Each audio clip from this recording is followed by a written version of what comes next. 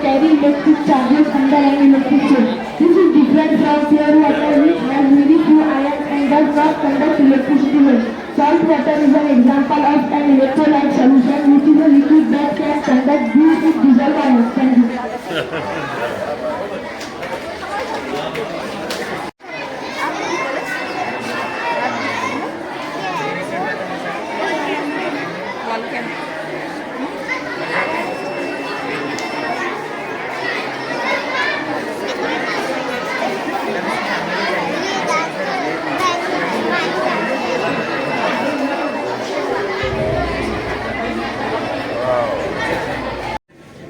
आज के इस प्रोग्राम के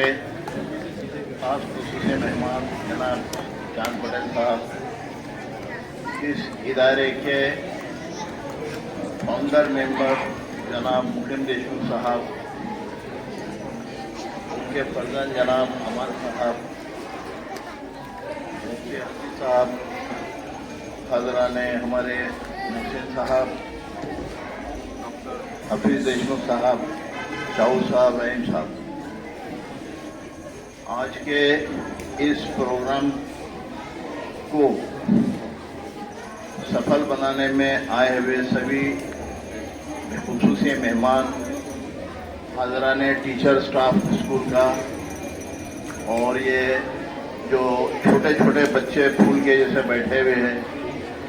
और जब हमने यहाँ से गेट में से जब एंट्री किया है और जो इतने बड़े बड़े जो टेबल पे इंस्ट्रूमेंट हमने देखा है, तो यकीन मानिए हमारी छाती एकदम जो है फूलों के जैसी ऐसी भर के आ गई है, और हमारे दिल से दुआ निकली है कि अल्लाह ये टीचर हो, इस स्कूल में जो टीचर है इनकी अफजा करे और इनको तरक्की का और बच्चों को ज्यादा से ज्यादा अच्छे से अच्छा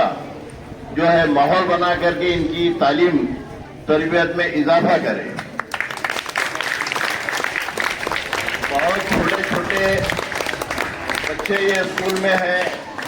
और बहुत मुश्किल काम है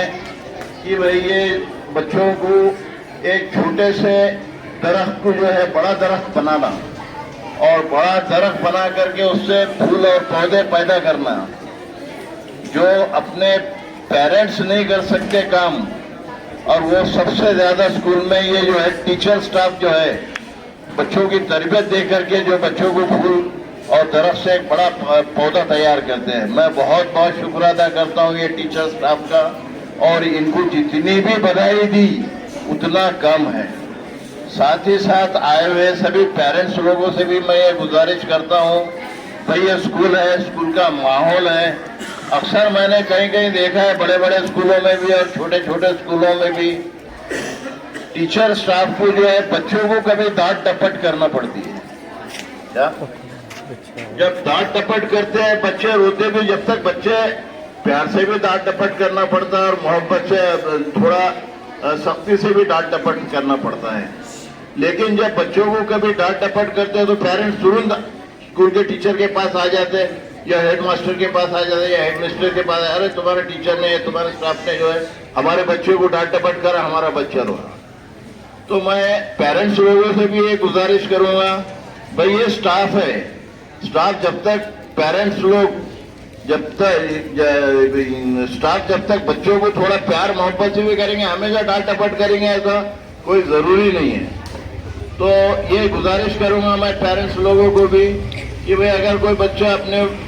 टीचर के बारे में कभी कोई कंप्लेन करके लेकर के भी आता है तो उसको थोड़ा नजरअंदाज करें। स्कूल है,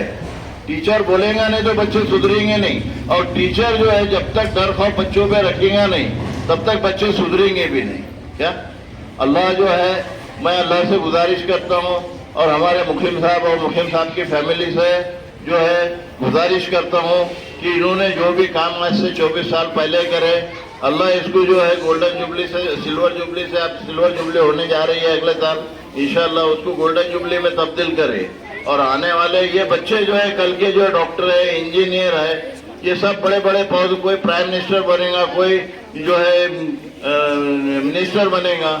तो मैं अल्लाह से ये गुजारिश करता हूँ कि बच्चों ने जो है पढ़ लिख करके आगे अपनी जो है कामयाबी की तरफ जो है सफल अंदाज में जो है कोशिश करे। इतना बोलते हुए मैं मुखिम देशमुख साहब की पूरी फैमिली को मुबारकबाद देता हूँ। इसमें इस बच्चे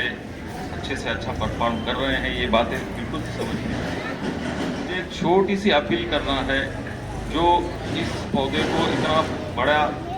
देशमुख साहब के फैमिली ने बनाया है, तो उनसे एक छोटी सी दरख्वास्त ऐसी है कि एक अच्छे इंफॉर्मेशन टेक्नोलॉजी कॉलेज, क्योंकि अभी टेक्नोलॉजी का ज़माना है, कोई अच्छा इंफॉर्मेशन टेक्नोलॉजी कॉलेज या कोई मेडिकल कॉलेज या कोई साइंस कॉलेज भी बहुत जल्द से जल्द आप उसके लिए कोशिश करें। अल्लाह आपको उसमें कामयाब भी करेगा। और यहाँ के हमारे जो टीचर्स हैं, ये टीचर्स से भी मैं एक छोटी सी गुजारिश करना चाहता हूँ कि आप लोग ये बच्चों को बहुत अच्छी तालीम दे रहे हैं, कोई शक नहीं इस बारे में, लेकिन आप इन बच्चों को तालीम के साथ साथ अगर यहाँ से इंसान बना के अगर बाहर भेजेंगे तो हमें बेइंतहा खुशी होगी, क्योंकि आजकल इंसानों को बहुत शॉर्टेज चल रहा है मार्केट में। फिर एक बार मैं हमें